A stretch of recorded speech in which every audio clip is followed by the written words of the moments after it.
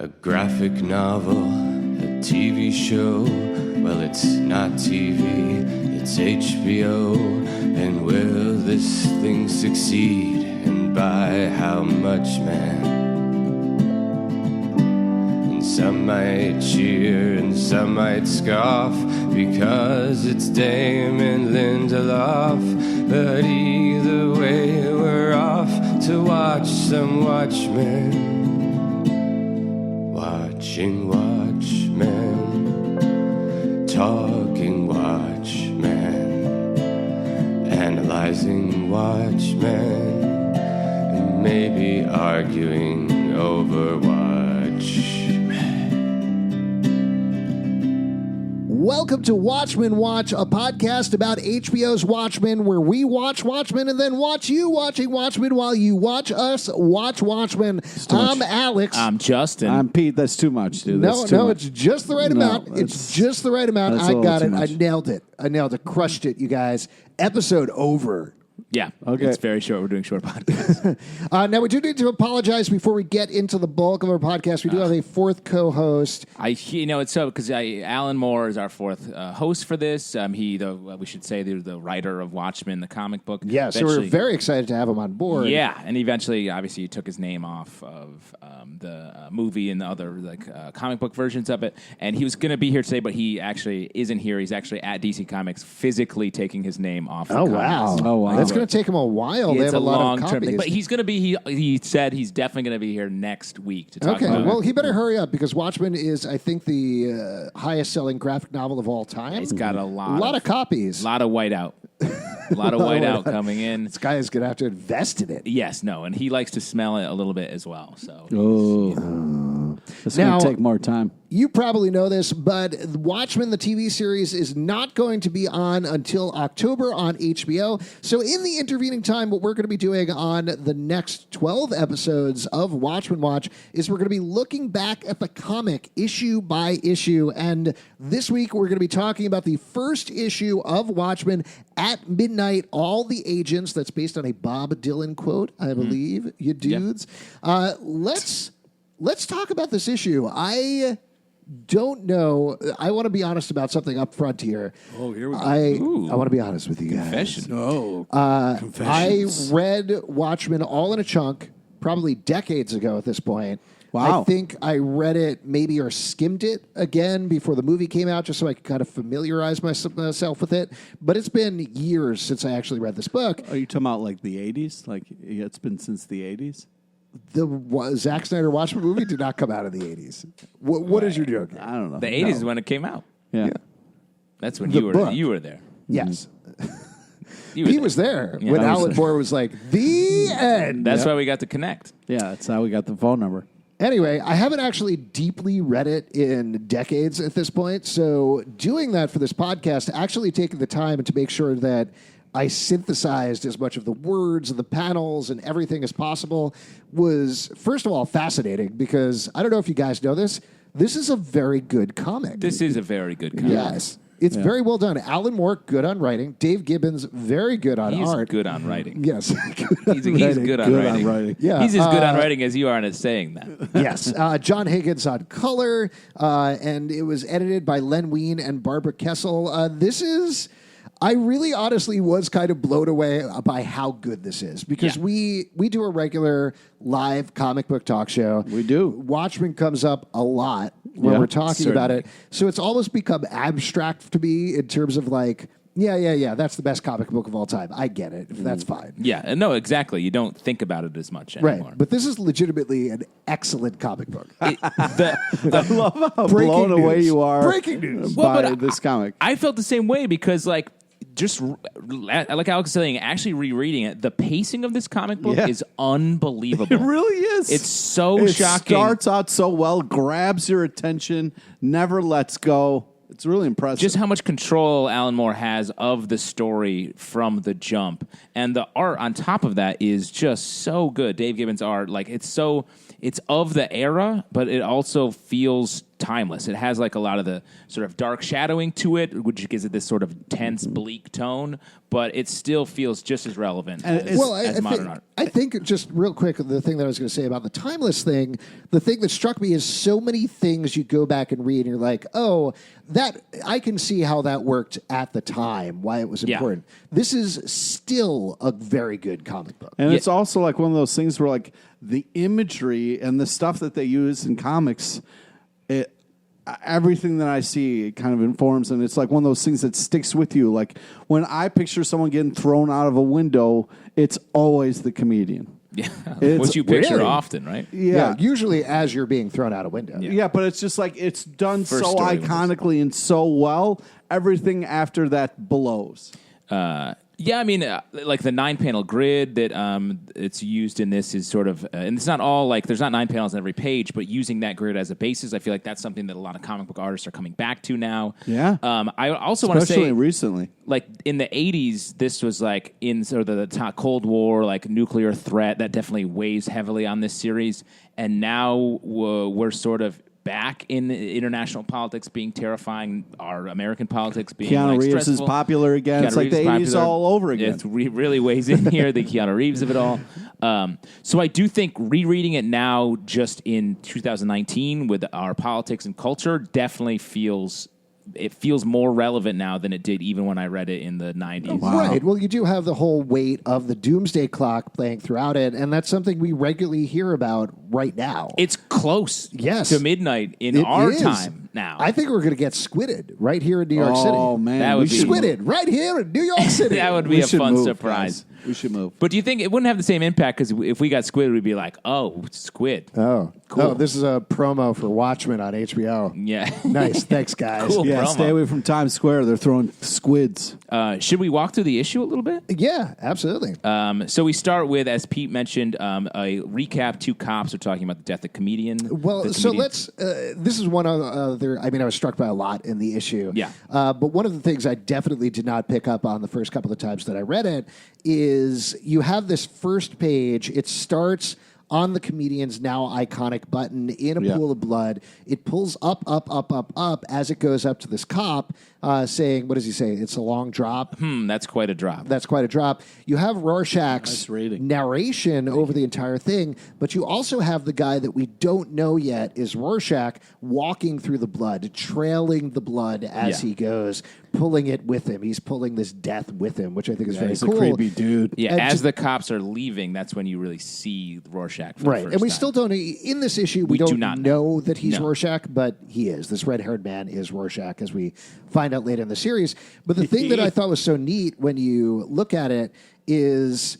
there's 3 things in the issue, right? There's this first page where the cops are looking down at the pool of blood and dead. You have the final page where you have Dan Dryberg and Laurie Blake. Wait, Laurie Jupiter or Jupesniak She's or not, something. she's not Laurie Blake. She's Laurie Blake in the series, in the TV series. Laurie standing on that rooftop, and you have the same zoom out at the same pace, looking down above them, which could imply that that's another murder, that we've watched another death happening at the same time. But then you also have Rorschach's narration saying, and I would look down at them and I would say no. Yeah. And so there's so many different layered things going on here at the same time. And to add another layer, at that last panel, to me, it's Dr. Manhattan spying on them as Night Owl's out with his wife. Right. And it's his heart dying, potentially. Yeah. Well, if Dr. Manhattan potentially has a heart. I mean, that's certainly up for...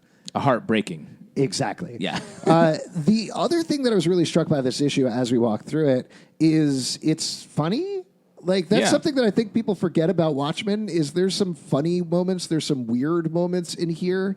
It's not the wrong lesson that so many people have taken from Watchmen is you got to make things dark and serious. Yeah. And that's not what this book is about at all. In fact, it is dark and serious, but it's the feeling, the way that lands is by having comedy, which creates a greater distance between the laughs to the really dark stuff. So you're really on a roller coaster. So you're asking yourself, why so serious? Right. That's exactly what my point is. Yeah. Yeah. Watchmen walked so the Dark Knight could run. Watchmen watched so the Dark Knight could watch harder. Harder. So we got that first page. You want to move to? So we have, and these cops, they seem like sort of scumbaggy cops, and they're like sort of the heroes here.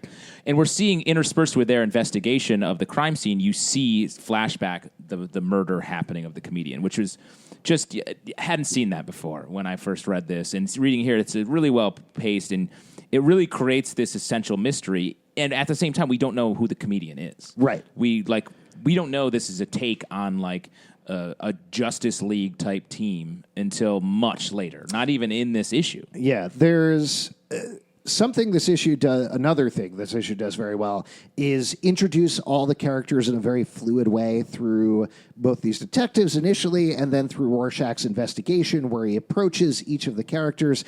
But it never feels like, and now meet this character, and now meet this character. And part of the reason is that Moore and Gibbons, through the body language of the characters, but more through the writing, has set up all of these backstories and all this history, so people are not coming into it as, we are fresh friends who have met each other for the first time.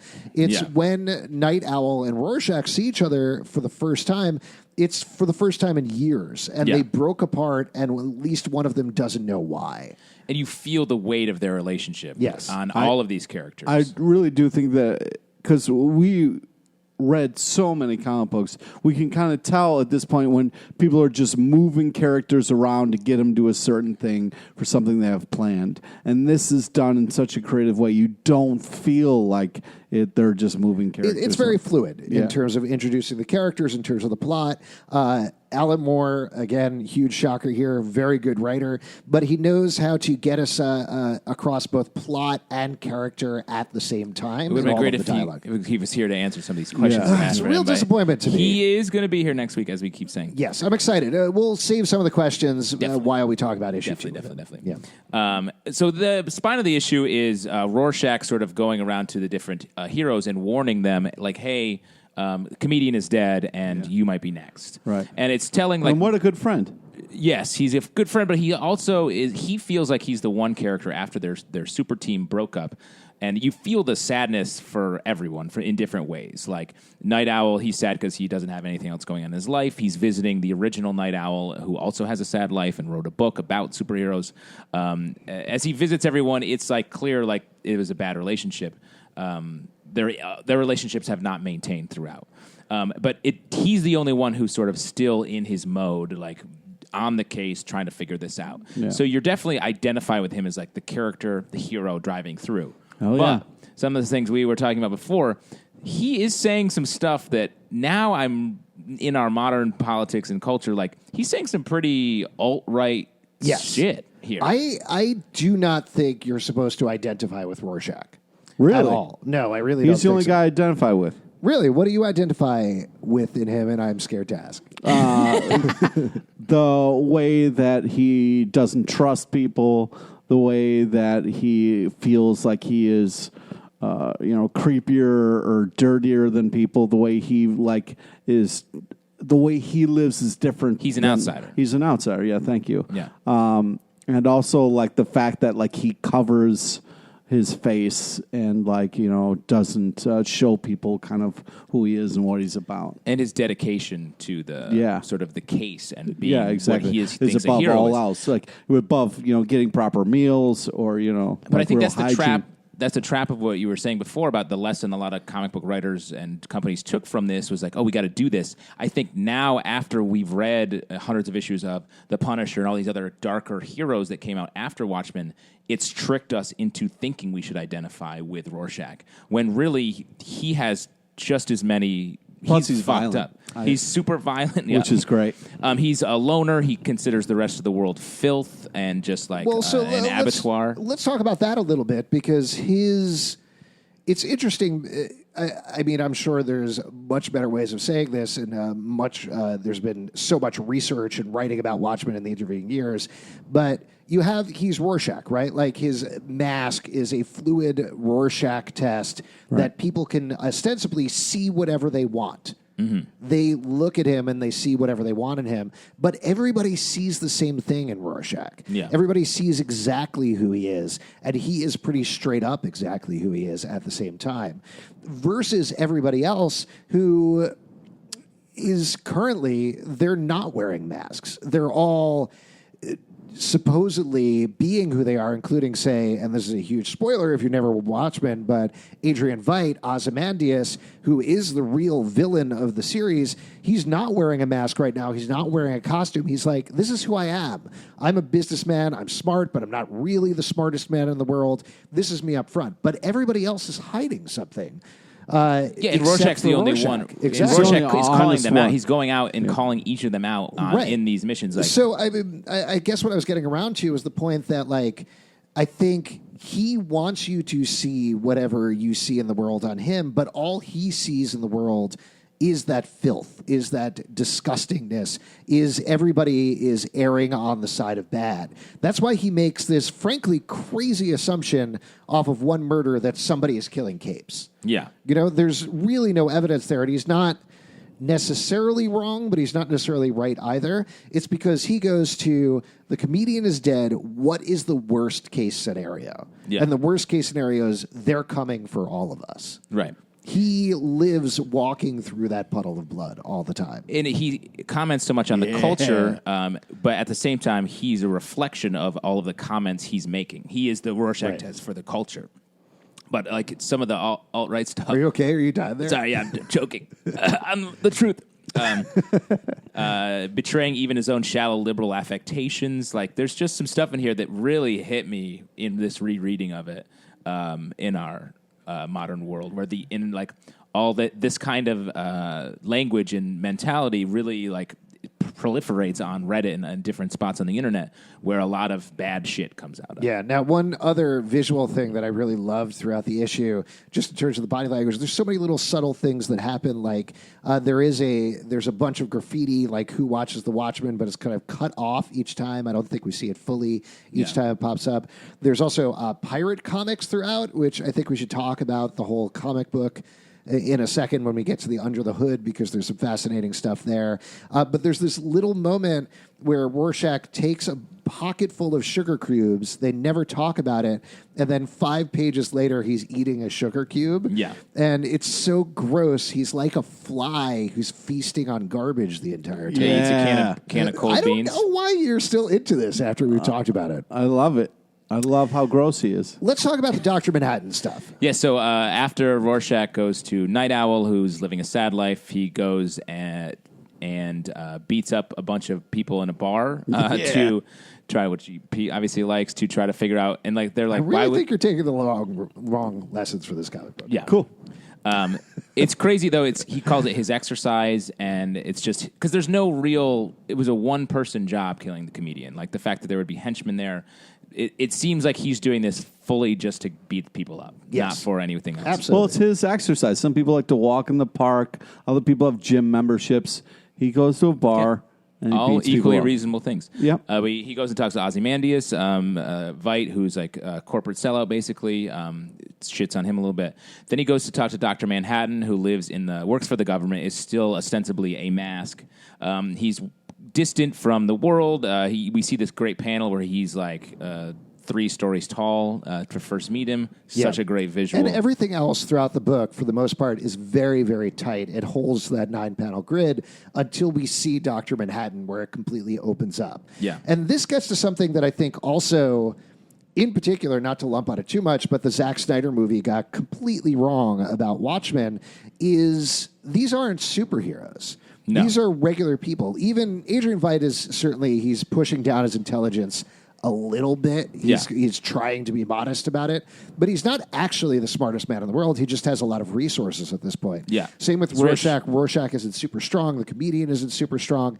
Superheroes have developed in a way, but they're really just humans. Yeah. The one exception is Dr. Manhattan, but the other thing that I think even everybody gets wrong about Dr. Manhattan that's very clear in this issue is he's not all powerful. No. He doesn't know everything, and he can't do everything. No, and he's even learning about his powers.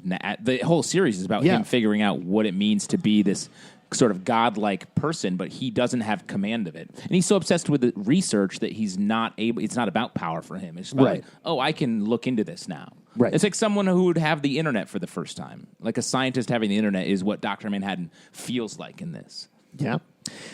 So we do get this great character scene. We get to see a lot of what's going on with Dr. Manhattan. We get to see what's going on with Laurie and also Rorschach, who she doesn't like at all. And then we get the other big plot that's going to play out throughout the series, which they dance around for the first half of the issue very purposely until Laurie comes out and says it, which is that the comedian raped her mom. Yeah. He raped her mom. He assaulted her mom. That came out during Hollis Mason, who's the original Night Owl, in his book, Under the Hood. And she believes the story. Rorschach is not 100% sure, if I remember correctly. Yeah, and she actually says almost. She doesn't say it. Right. So everyone, it's like a suspicious, you don't know what the deal is in this moment. Right.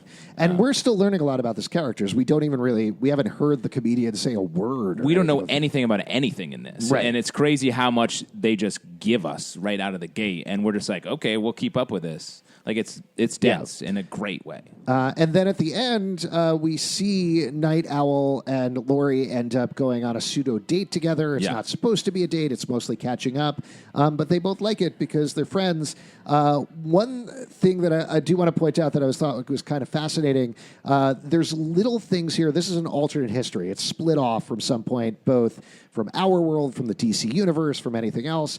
There are little things like, I believe there's a turkey there with 4 legs that they're serving at the restaurant. And there are other things like that that give you little indicators, not just through the fashion, but literally the things that people are eating, that the world is a little different. Yeah. That feels like the turkey with 4 legs feels like a mistake, but maybe no, I don't think it is. Really, I think it's it's so like, small in this. If panel. you have a world, again, jumping to the end here, where Ozymandias is able to build genetically a cat, cat creature. He's able to build a squid. What's to say he hasn't also done that where, great, we created a turkey with a little more meat on it. Yeah. We do get a mention of Action Comics in the back matter, an excerpt from Under the Hood, which is the book that the first Night Owl read, was sort of a superhero tell-all, which I reread for this as well, and man, it's so good. I want to say I reread it, but this is the second thing I wanted to be honest with you guys about. I don't think I ever read it. Oh, really? I think I completely was like, word book, no thanks. Yeah, that's exactly mine. And I was so wrong because reading it for this, I was blown away. So the first story, it's the sort of intro to the book, and it's just a story about him and his dad at this auto mechanic shop that he worked at. It's such a great short story. It's a great short story. It parallels what went on in the first issue, but from a continuity standpoint, when you're talking about that alternate evolution, as you mentioned, Hollis Mason talks about, I remember reading Action Comics and seeing the introduction of Superman. But in the alternate history of Watchmen, what actually happened was they released Action Comics.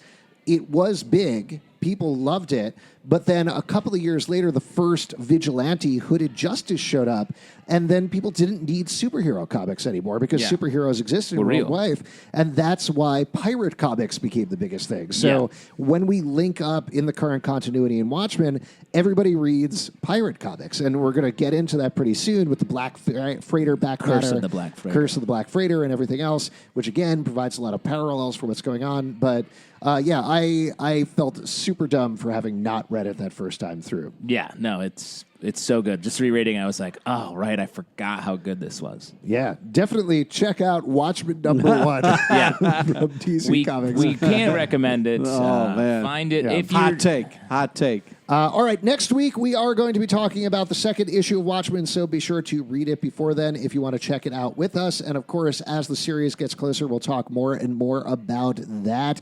You can support this podcast at patreon.com/comicbookclub. Also, we do a live show every Tuesday night at 8 p.m. at the People's Improv Theater Loft in New York. Come on by. We'll chat with you about Watchmen. Pete, what do you want to plug? Friend us on Facebook so you get to know about the amazing guests we have on our live show. follow us on Twitter at Comic Book Live. Also, follow us on Twitter at WatchWatchmen1 for Watchmen stuff. Yeah, number one. Number one. Watch Number Watchmen, #1 podcast. ComicBookClubLive.com for this podcast and more. You can subscribe all sorts of places. Our RSS feed is on the website. And remember, we taped this podcast 35 minutes ago. Oh, Alan just texted me again. He's definitely going to be here next week. Okay.